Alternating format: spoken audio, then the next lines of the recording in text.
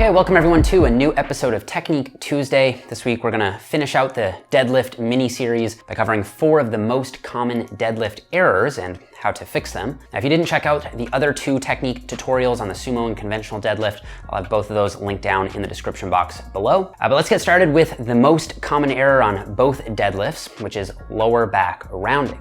Now, rounding is a controversial area because in almost every heavy deadlift, there will be some degree of spinal flexion or back rounding. And this is because it just tends to be a biomechanically stronger position for most trainees. As Dr. Brett Contreras showed in his biomechanics book, a rounded back does allow the hips to get closer to the bar, reducing the torque requirement that the glutes and hamstrings need to overcome. However, he recommends that if you do round, it should be in the upper back only, and that lower back rounding should be kept to a minimum when pulling heavy loads. So how do we fix lower back rounding? Now, obviously, you may just be training too heavy. So first consider lowering the weight, but that's definitely not the only reason that people round. So let's consider 3 other quite simple solutions. First, stretch your hamstrings. Now, from a pure technique perspective, you want to make sure that before you initiate the lift, you're pulling your hips into an anteriorly tilted position. You can think of this as slightly popping your butt out, like in a bikini pose, to pull your lower back into a neutral spinal position before you pull, but you don't want to exaggerate that. Now, you may find that you're simply not able to do this and then still reach the bar because your hamstrings are too tight. So if you're feeling a huge hamstring stretch to the point of discomfort when you pull your lower back into that neutral position, then I think you really do need to work on your hamstring flexibility. And you can do this through a combination of dynamic stretching and foam rolling before lifting, and if needed, static stretching after lifting.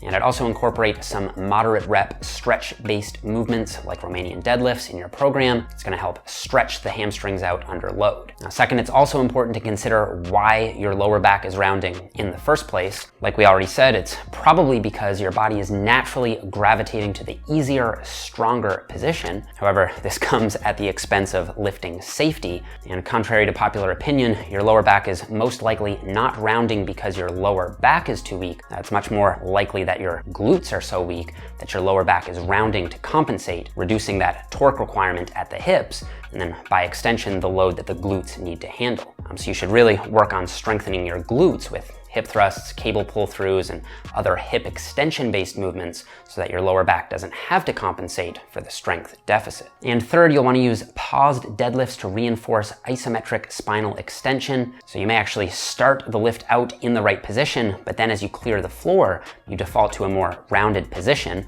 So the solution here is to train this specific problematic aspect of the movement pattern by using paused deadlifts, where you're gonna pause for a 1 to 2 second count as soon as the plates leave the floor, or you can pause just below the knees if you notice the rounding happening later in the range of motion. But either way, the pause is gonna force you to do a quick check on your positioning and reinforce that proper lifting position at the problematic time points in the range of motion. Now, obviously, you will want to go lighter on paused deadlifts, especially if you're new to them.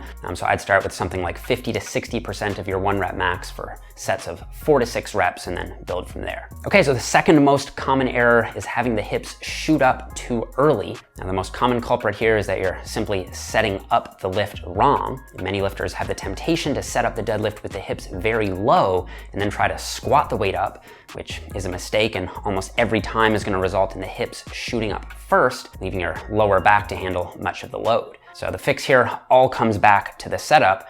And in my opinion, if you do set up the lift properly, then your hips just won't shoot up. So to set up, rather than thinking about sitting your hips down, you want to think about pushing your hips back like you would in a stiff leg deadlift. And then once you can't get them back any further without really stretching your hamstrings, allow your knees to come slightly forward until your shins just touch the bar without moving it. And then you want to hold that relatively higher hip position. Now, when you initiate the pull, your hips shouldn't rise up, but rather drive forward as the chest rises up. So the solution to having the hips shoot up is to just perfect your setup and initiate the pull with the hips in a slightly higher starting position. Okay, so the next error is not having your joints stacked.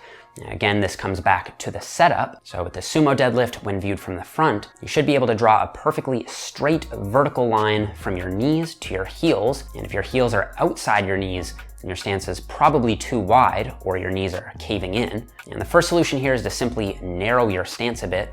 However, you may need to also work on your hip mobility to keep your knees out. So before training, you can do some dynamic stretching and foam rolling for your inner thigh muscles and groin. And then after training, you can do some static stretching for the same area. Also, when viewed from the side, the heels should be roughly stacked below the knees, meaning your shins should be as close to vertical as possible. And this applies to both the sumo and conventional deadlift. So in order to get your shins vertical, you may have to adjust the height of your hips, adjust your stance width, and make sure you're using a flat-soled shoe, or even consider lifting barefoot. Finally, the last error we're gonna cover is locking out the lift excessively.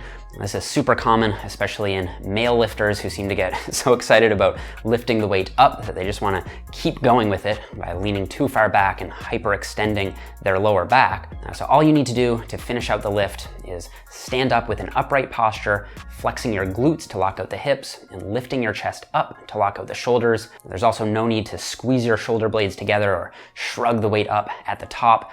This is just gonna waste your energy and throw your lifting position off. So it's totally fine to get hyped up for a lift and use explosive power throughout the concentric, but once you hit that lockout, I think it's really important to be able to maintain control and not take the lift past its intended range of motion. Okay, so those are 4 of the most common errors that I see on the deadlift.